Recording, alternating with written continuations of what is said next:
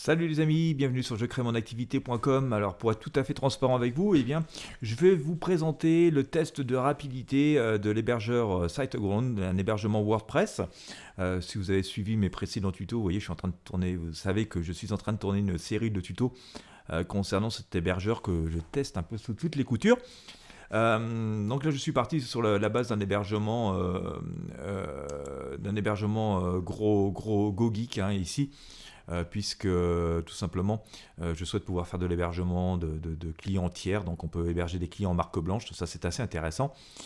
Mais vous pourriez choisir n'importe quel autre plan, vous auriez les mêmes performances, donc ça ne va pas causer de problème particulier. Donc moi j'ai créé un petit blog WordPress tout à l'heure, voilà, il y a quoi, même pas une heure.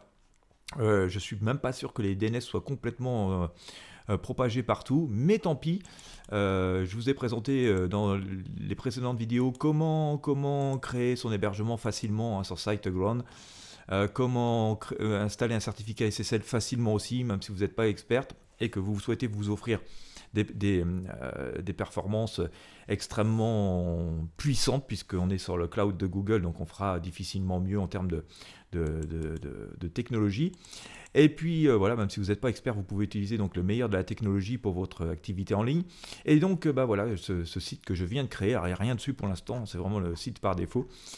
Eh bien, je vais vous montrer la rapidité avec laquelle ça fonctionne, sachant que les DNS sont sans doute pas complètement propagés, parce que comme je vous le disais, ça fait même pas une heure que j'ai installé. Alors, on va aller sur Google Page Speed Inside, donc voilà, c'est l'outil de Google pour tester et mesurer les performances d'un site. Voilà, puis comme ça, au moins, on est transparent. Je colle ici l'URL de mon site et je vais faire analyser. Voilà. Et on va chercher les performances, donc tout particulièrement sur ordinateur. Alors le site, il n'y a rien dedans, il n'est pas optimisé SEO, comme vous avez vu, c'est juste le truc installé tel quel. C'est les articles par défaut, le design par défaut. Et on va quand même voir ce que ça donne en termes de performance avant que je fasse quoi que ce soit d'autre d'amélioration. Et qu'est-ce qu'on a comme résultat ?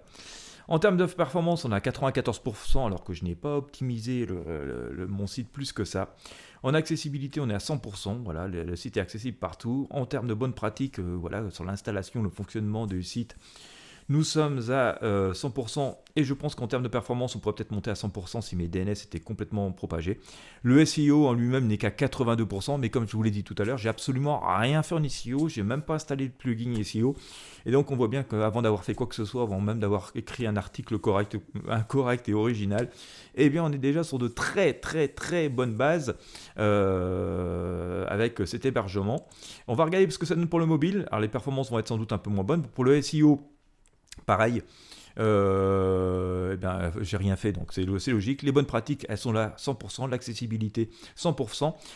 Et en termes de performance, voilà, il y a aussi des choses à améliorer, puisque, comme je le disais, assez logiquement, je n'ai rien fait sur le site, mais on est quand même sur de très bonnes bases avant d'avoir fait quoi que ce soit pour pouvoir plaire à Google et à nos visiteurs. Donc c'est plutôt extrêmement intéressant. Voilà, c'est le test grandeur nature que je viens de réaliser sous vos yeux avec un outil complètement indépendant qui est celui de Google, qui n'est même pas celui de l'hébergeur.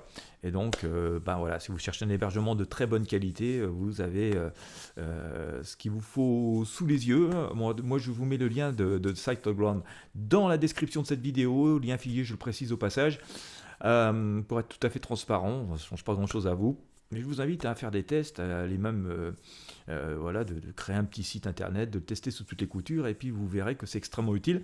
Je cherchais un outil un hébergement extrêmement performant pour la suite de ces tutos, puisque mon but est de créer des pages de capture email à la fois originales, puissantes, performantes, optimisées SEO, et pour récupérer des visiteurs de Google et donc récupérer des adresses email qualifiées sans acheter ces adresses au travers de la publicité, sans devoir faire beaucoup de publicité pour récupérer les adresses mail, publicité qui est coûteuse. Je me suis dit, je vais faire des pages de capture optimisées SEO sur un hébergement performant, puis du coup, elles vont être référencées par Google, et donc les visiteurs seront tentés de donner assez logiquement leur adresse mail, parce que mon offre va être intéressante, alléchante, bien référencée. Et tout ça, il faut un hébergement performant. C'est pour ça que j'ai choisi SiteGround, mais quand même, j'aime bien vérifier quand même ce que j'utilise. Je ne me contente pas voilà, des promesses qu'il y a sur les sites internet, qui sont toujours un peu très commerciales. J'ai voulu voilà, concrètement tester, je partage ce test avec vous et ça semble tout à fait concluant, donc je vais continuer cette série de tutos. Voilà, si vous avez apprécié, je vous invite à mettre un gros pouce bleu, un gros j'aime, à partager avec vos amis sur vos réseaux sociaux. Vous avez le lien pour découvrir les différents plans d'hébergement de SiteGround dans la description de la vidéo. Et bien, je vous dis à très bientôt pour de prochains partages.